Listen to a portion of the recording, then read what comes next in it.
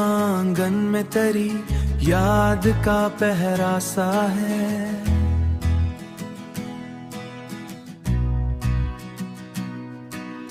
हर तरफ इश्क का एक रंग सुना सा है।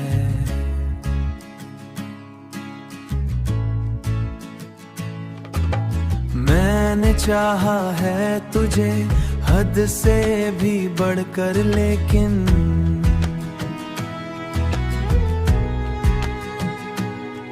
तूने देखा भी तो अंदाज जुदा सा है। मेरी आंखों में बसी रहती थी सूरत तेरी, अब वही चेहरा मुझे ख्वाब में धुंधला सा है। मैं न है हर दर्द को हंस कर ही छुपाया दिल में, पर ये आंसू का समंदर भी ठहरा सा है। तेरी चाहत ने मुझे इस कदर तन्हा कर दिया।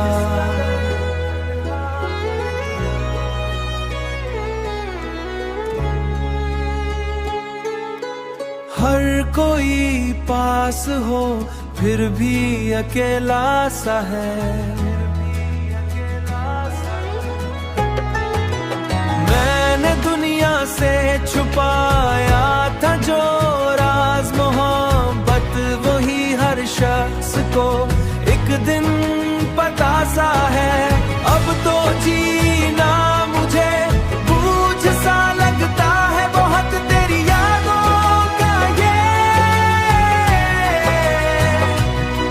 तेरी यादों का ये लम्हा भी सर्दी सा है। मैंने हर लम्हा तुझे सोच के जीना सीखा, मगर